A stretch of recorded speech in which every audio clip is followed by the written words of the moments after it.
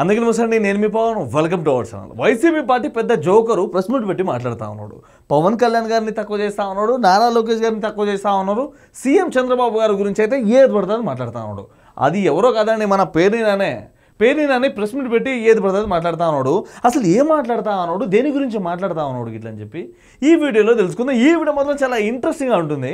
Last వరకు చూసి comment రూపంలో మీ అభిప్రాయాన్ని తెలియజేయండి. ఫస్ట్ అయితే నేను మాట్లాడుతాను, మాటలు విందాం. మనందరూ తెలిసిందే. ఏం చెప్పారు జగన్మోహన్ రెడ్డి గారు? ఏం చెప్పినా అతను $70 లేకపోతే $80 ఎంతో డాలర్ దొంగతనం చేశాడు. తప్పుగా మాట్లాడుతూ ఉన్నారు. జగన్మోహన్ రెడ్డి గారు మాట్లాడింది నేను విన్నాను, వీళ్ళందరూ చూసిరు. $9 గిట్ల అని చెప్పి మాట్లాడిండు. అంటే $9 అని చెప్పి మాట్లాడిండు. మీరేమో $70-80 గిట్ల అని చెప్పి అంటా ఉన్నారు. అది ఎవరో ఒకరు క్లారిటీగా మాట్లాడండి. మీ వైఎస్ఆర్సీపీ పార్టీలో ఎట్లాగనో క్లారిటీ లేదు. క్లారిటీ లేకుండా ఏది పడితే అది మాట్లాడితే జనాలు ఏమనుకుంటారు? జగన్ మాట్లాడింది నిజం అనుకోవాలా, లేకుండా మీరు మాట్లాడేది నిజం అనుకోవాలా? అరే క్లారిటీతో మాట్లాడండి ఏదైనా. దొంగతనం చేస్తున్నప్పుడు పట్టుకుంది ఎవరు ప్రభుత్వం? జగన్మోహన్ రెడ్డి గారి ప్రభుత్వం. ఓకే, పట్టుకుని ఎఫ్ఐఆర్ చేసింది, పోలీస్ కేసు పెట్టింది జగన్మోహన్ రెడ్డి గారి ప్రభుత్వం. ఓకే, ఎఫ్ఐఆర్ పెట్టింది, పోలీస్ కేసు పెట్టింది జగన్ గారి ప్రభుత్వం. కానీ జైలుకి తీసుకోపోలేదుగా. అరే జనాలకు తెలిసేటట్టు చేయలేదు కదా. సరే మొత్తానికి మనం మాట్లాడుకుందాం. ఇప్పుడు పరకామణిలో రవి అనే ఒక వ్యక్తి దొంగతనం చేయడం జరిగింది. అది ఎంత? ₹100 నోటో, ₹200 నోటో, లేకుంటే ₹50 నోటో, లేకుంటే 500 నోట్లో జరిగితే మహా అయితే 50,000 దొంగతనం జరుగుతున్నాయి. కానీ ఆయన దొంగతనం చేసింది ఎంత పెద్ద నోటు?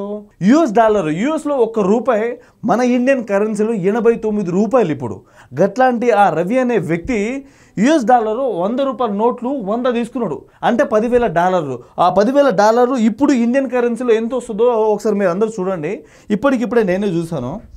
ఆ ఇండియన్ కరెన్సీ ఎంత అంటే $10,000 అంటే $100 నోటు ఒక్క రోజుకి 100 పక్కన పెట్టినా కూడా $10,000 అయితే ఆ $10,000 మన ఇండియన్ కరెన్సీలో ఇప్పుడు ఎంత అవుతుంది అంటే $8,99,755 అవుతున్నాయి మన ఇండియన్ కరెన్సీలో.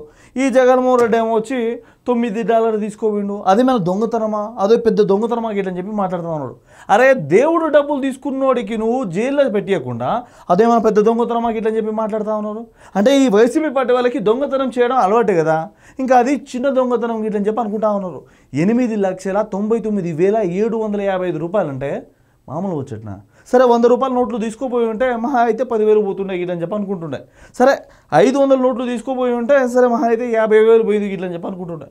ఆయన తీసుకెళ్ళింది $, $10,000 పక్కన పెట్టుకుంటా పోయిండు రోజుకి. గట్లాంటి ఎన్ని డబ్బులు తీసుకోపోయిండో. సో దానికి వీళ్ళందరూ సపోర్ట్ చేస్తూ ఉన్నారు. అరే మీకు అనేది కొంచెం బుద్ధి అనేది ఉందా? కొద్దిగైనా. రోజుకి $10,000 పక్కన పెడతా ఉన్నాడు అంటే రోజుకి 9 లక్షలు ఇంటికి తీసుకోపోతా ఉన్నాడు గిట్లని చెప్పి లెక్క. అట్లాంటి వ్యక్తికి వీళ్ళు సపోర్ట్ చేస్తూ ఉన్నారు. అరే దొంగతనం చేయడమే తప్పంటే వీళ్ళు వెనకాలకి వెళ్ళి సపోర్ట్ చేస్తూ ఉన్నారు. ఇట్లాంటి వాళ్ళని మీరందరూ నెత్తిన పెట్టుకున్నారు. ఓకే, వెనకేసుకు వస్తుంటే వెనకేసుకు రాలా. అట్లాంటి చిన్న తప్పులు ఏముందయ్యా? పెద్ద నేరా కదండి. అసలు వీళ్ళకి బ్రెయిన్ అనేది ఉందా లేదో అర్థమైతలేదు. అరే చిన్న తప్పులేంటి, ఇక్కడ కనిపిస్తూ ఉంది కదా. అరే $10,000 అంటే మామూలు ముచ్చట్నా? రోజుకి 9 లక్షలు దొంగతనం చేసుకుంటా పోతా ఉన్నాడు. అట్లాంటి వ్యక్తులకి మీ వైసీపీ పార్టీ వాళ్ళు సపోర్ట్ చేసుకుంటా వచ్చారు. సరే వైసీపీ పార్టీ అధికారంలో ఉన్నప్పుడే ఆ వ్యక్తి మీద పోలీస్ కేసు వేయడం జరిగింది గిట్లని చెప్పి వీళ్ళు అంటా ఉన్నారు. కానీ జనాలకి ఏ రోజైనా తెలవడం జరిగిందా? ఈ కూటమి ప్రభుత్వం వచ్చాక ఏదైతే దొంగతనం చేశారో అంతా బయటికి పెట్టారు. సో ఈ కూటమి ప్రభుత్వాన్ని మెచ్చుకోవాలా, లేకుంటే వైసీపీ పార్టీ ఎవడైతే దొంగతనం చేసిండో వాడిని ఎవరికి తెలవకుండా దాచిపెట్టిన వాళ్ళని వీళ్ళని మెచ్చుకోవాలా? మీరే చెప్పండి. సరే దొంగతనం చేసిన వాళ్ళకి వీళ్ళు సపోర్ట్ చేసిరు. దొంగతనం ఎవడైతే చేసిండో, ఎవరి ప్రభుత్వంలో అయితే చేసిరో ఈ కూటమి ప్రభుత్వం వాళ్ళందరినీ నిలదీయడం జరిగింది. ఇప్పుడు ఎవరిని మెచ్చుకోవాలా? ఇప్పుడు ఈయన వచ్చి చిన్న దొంగతనం పెద్ద దొంగతనం గిట్లని చెప్పి మాట్లాడుతూ ఉన్నాడు. ఏదేమైనా సరే దేవుడి డబ్బులు దొంగతనం చేసినోడికి శిక్ష మాత్రం ఖచ్చితంగా పడాల్సిందే. కానీ ఆ దొంగతనం చేసినోడిని కప్పిపుచ్చడానికి వీళ్ళంతా ట్రై చేస్తూ ఉన్నారు చూడు, వీళ్ళ మీద కూడా శిక్షలు పడాలా. ఎందుకంటే వీళ్ళు ఇన్ని రోజులు కప్పుకుంటా వచ్చారు కదా. అరే ఎన్ని వేలు తీసుకోపోయారో, ఎన్ని $1,000 తీసుకోపోయినో. ఒక్క రోజుకి $10,000 అంటే మామూలు ముచ్చట కాదు. మళ్ళీ ఈ వైసీపీ పార్టీ వాళ్ళకి ఎంత షేర్ ఇచ్చిండో కూడా తెలియని ముచ్చట.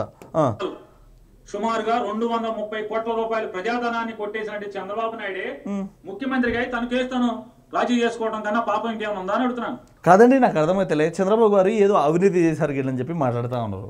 మళ్ళీ ఈ వైసీపీ ప్రభుత్వం అధికారంలో ఉన్నప్పుడు చంద్రబాబు గారు ఏదో అవినీతి చేశారు కదా, ఆ కేసులో జైల్లో పెట్టాలి కదా, అది అంతా నిరూపించి చూపించాలి కదా. అట్లా చూపించకుండా ఇలా ప్రెస్ మీట్ పెట్టి మాట్లాడితే ఏముంటుంది చెప్పండి. అరే దొంగతనం చేసేటోడికి సపోర్ట్ చేసేటోళ్ళు మీరెక్కడ? ఆ దొంగని పట్టించిన చంద్రబాబు ఎక్కడ? మీకు వాళ్ళకి చాలా డిఫరెంట్ ఉంటుంది పేర్ని నాని గారు.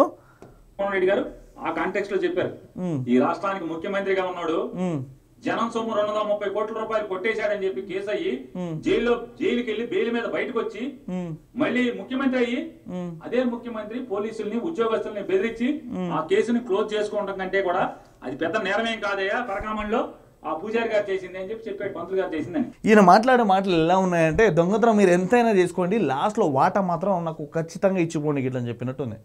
అరే మాట్లాడే మాటలే సరిగ్గా లేవు గిట్లని చెప్పంటే చంద్రబాబు గారు ఏదో అవినీతి చేసిరు గిట్లని చెప్పి మాట్లాడతారు. అరే జగన్మోహన్ రెడ్డి గారు ఇన్ని రోజులు కోర్టుకి వెళ్లకుండా జైలుకి వెళ్లకుండా ఎందుకు తిరుగుతా ఉన్నాడు? జగన్మోహన్ రెడ్డి గారు ఎందుకు జైలుకి వెళ్ళారు? అక్రమాస్తుల కేసులోనే కదా.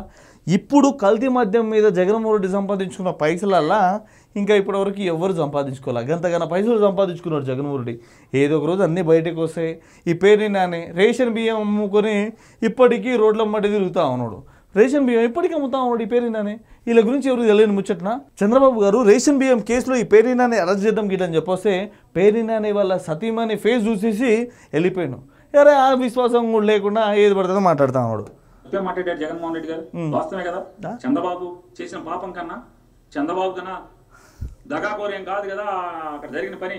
అంతకన్నా దివాళా కోరుతాను, అంతకన్నా నీతి మాలినతనం కదని నేనేమన్నా మాట్లాడితే క్షమించట్లే. కానీ ఈ పేరునాని ఈ వైఎస్ఆర్సీపీ పార్టీకి సంబంధించిన కొంతమంది అధికారులు ఖచ్చితంగా ఆ వెంకటేశ్వర స్వామి ఖచ్చితంగా చూసుకుంటాడు. అరే దొంగతనం చేసిందిరా ఆ స్వామి అంటే ఆ దొంగతనం చేసినోడు తక్కువనే చేసిండు, ఇంకా కొంతమంది ఎక్కువనే చేసిరు గిట్లని చెప్పి మీ వైఎస్ఆర్సీపీ పార్టీ వాళ్ళు చేసినంత లంగా పనులు, మీ వైఎస్ఆర్సీపీ పార్టీ వాళ్ళు చేసినంత దొంగతనాలు ఇప్పటివరకు ఎవరు చేయాల. లిక్కర్ స్కామ్లో డబ్బులు సంపాదించుకున్నారు, రిషికొండ మొత్తం తోవేసి డబ్బులు సంపాదించుకున్నారు, ఎర్రచందనం స్మగ్లింగ్ చేసి డబ్బులు సంపాదించుకున్నారు, గంజాయి అమ్మి కూడా డబ్బులు సంపాదించుకున్నారు. మీరు మాట్లాడుతూ ఉన్నారు. వెంకటేశ్వర స్వామి పరకామని డబ్బులు కొట్టేసిన వాళ్ళకి కూడా సపోర్ట్ చేస్తూ ఉన్నారు. మీరు ఇంకేం వదిలేరు? వైన్స్ మైన్స్ మట్టి దుకాణం ఇవన్నీ దొబ్బు కూడా పోయారు మీరు కూడా మాట్లాడుతూ ఉన్నారు. సో ఈ పేరుని నాని మాట్లాడుతున్న మాటలు మీకు ఎంతటి వరకు అర్థమైందో, సో నేను చెప్పిన మాటలు మీకు ఎంతవరకు అర్థమైందో ఒకసారి కామెంట్ రూపంలో మీ అభిప్రాయాన్ని తెలియజేయండి. పరకామని డబ్బులు కొట్టేసిన రవి అనే వ్యక్తికి ఈ వైఎస్ఆర్సీపీ పార్టీ వాళ్ళు ఇప్పటికీ సపోర్ట్ చేస్తూ ఉన్నారు. అంటే ఆయన దొంగతనం చేసిన దాంట్లో ఈ వైసీపీ పార్టీ హస్తం ఉంది ఇట్లని చెప్పి ఇక్కడ అర్థమవుతా ఉంది. సో ఇదండి ఈ వీడియో గిట్లా మీకు ఎలా అనిపించిందో కిందికి వచ్చి కామెంట్ చేయండి. సబ్స్క్రైబ్ చేయడం మాత్రం అసలు మర్చిపోకండి. Thank you.